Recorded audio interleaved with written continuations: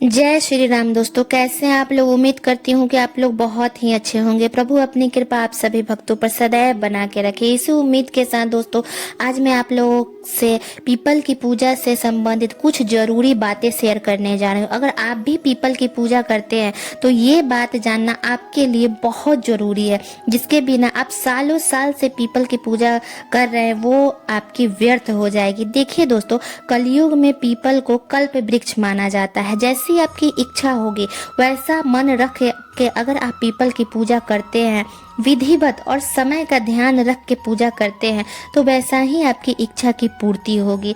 और कल्प वृक्ष कहने का ये मतलब है कि एक ऐसा वृक्ष है दोस्तों जिसमें हमारे देवी देवता, हमारे ग्रह और पितरों का निवास होता है। और वो उनका समय, इसलिए हमारे शास्त्र में पीपल पूजा की बहुत ज़्यादा महत्व बनाई गई है, क्योंकि हर समय में अलग अलग चीज रहते हैं। देवी देवता का अलग समय है, पितृ का अलग समय है, ग्रह का अलग समय।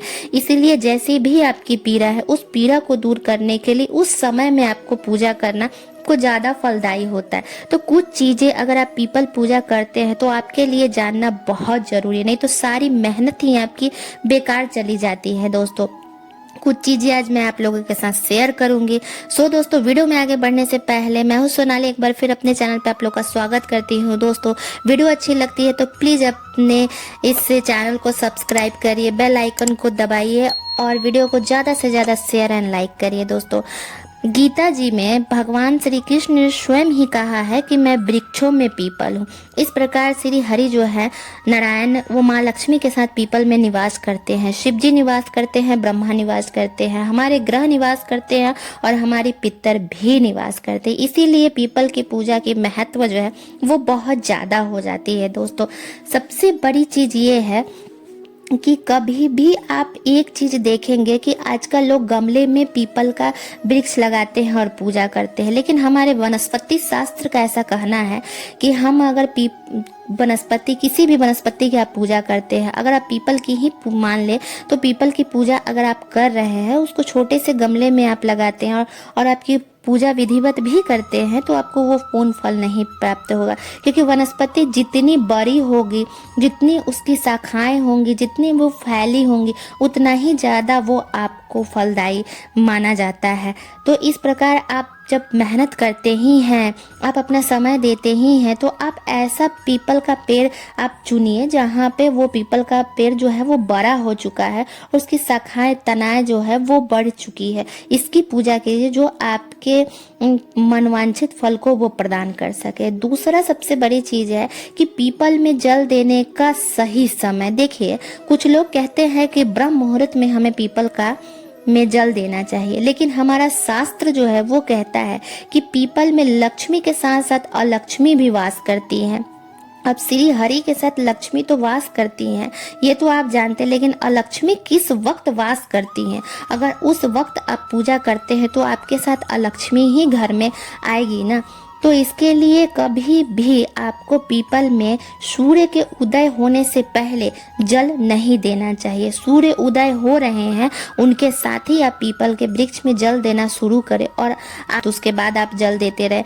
और संध्या कालीन से लेकर सूर्य उदय होने के पूर्व तक अलक्ष्मी का पीपल में वास होता है दोस्तों। इसीलिए हमारे शास्त्र जो है वो पीपल में सूर्य उदय होने से पहले जल देने के लिए मना करते हैं। सूर्य उदय हो रहे हैं उसके साथ ही आप इसमें जल देना शुरू कीजिए। दोस्तों, है हमारा कि पीपल की पूजा, देखिए दोस्तों, आप अपनी इच्छा के अनुसार करते हैं। अगर कोई इंसान बहुत ही ज्यादा आर्थिक परेशानी से वो गुजर रहा है, उसको बहुत ही, कोई भी इंसान की दरिद्रता से भी दरिद्रता स्थिति है, अगर वो लक्ष्मी नारायण का स्मरण करके उनके मंत्र का, श्री हरि के मंत्र का जाप करते हुए अगर पीपल के पेड़ में वो जल डालते हैं, तो कैसी भी दरिद्रता क्यों ना हो, वो दरिद्रता उनके जीवन से दूर होना स्टार्ट हो जाती है।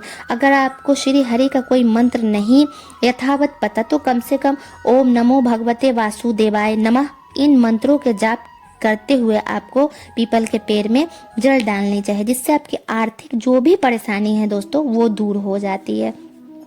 इसके बाद है, आप चाहे देखिए दोस्तों कितनी भी पूजा आप क्यों ना कर ले, लेकिन वनस्पति शास्त्र के अनुसार जब तक वनस्पति की परिक्रमा नहीं की जाती है तब तक उसे पूर्ण नहीं माना जाता है। ऐसे में आप 7 बार या 9 बार परिक्रमा जरूर करें और हाथ में कुछ नैवेद्य या कुछ मीठी चीज आप रखें।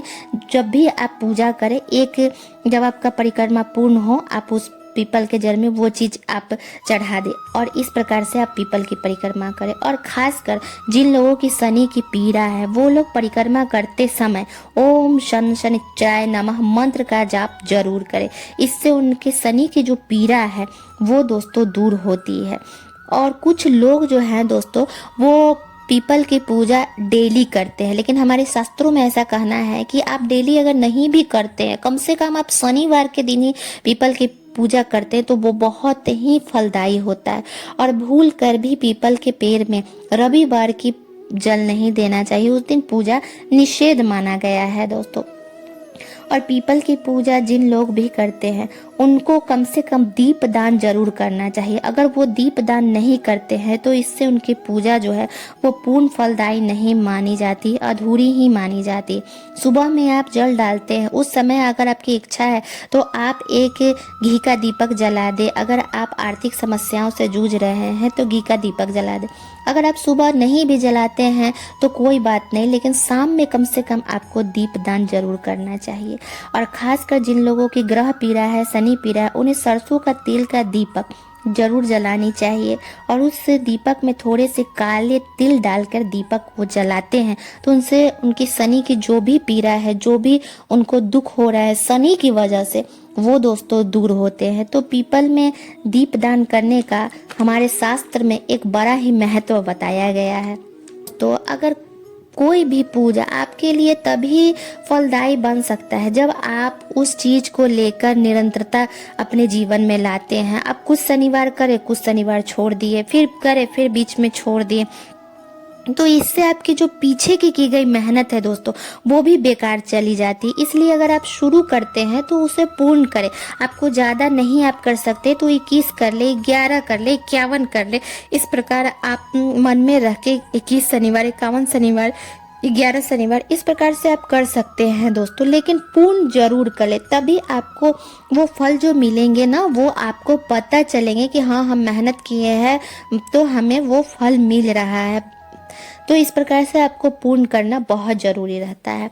सुहागन महिलाएं जो पीपल की पूजा करती है उन्हें पीले सिंदूर ही लगाना हमारे शास्त्र में बताया गया है। और जब वो पूजा कर ले तो उस सिंदूर को पीपल से लेके अपने मांग में जरूर वो भरे। माँ लक्ष्मी की निवास होने के कारण, प्रभु हरि के निवास होने के कारण, सभी देवी देवताओं के निवास होने के कारण अखंड सौभाग्य की प्राप्ति होती है। जो कुंवारी लड़कियां अपने ग्रह पीड़ा के कारण या किसी भी पीड़ा के कारण पीपल में जल डालती हैं तो उन्हें सिंदूर नहीं चढ़ाना चाहिए, उन्हें लाल चंदन या पीले चंदन अर्पित करने चाहिए।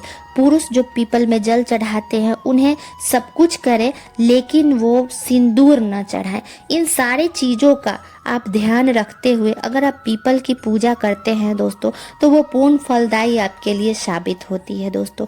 आई होप मैंने कुछ जानकारी शास्त्रों के मुताबिक आप लोगों को दी है। अगर आपको अच्छी लगती है दोस्तों तो वीडियो को जरूर लाइक कर देंगे और शेयर करेंगे। और आपकी लाइक, शेयर और सब्सक्राइब की दोस्तों हमें बहुत ज़रूरी है दोस्तों। इसलिए प्लीज़ दोस्तों आप लोग ज़्यादा से ज़्यादा इस चैनल को सब्सक्राइब करें दोस्तों। मिलते हैं दोस्तों नेक्स्ट वीडियो में, तब तक के लिए जय श्री राम।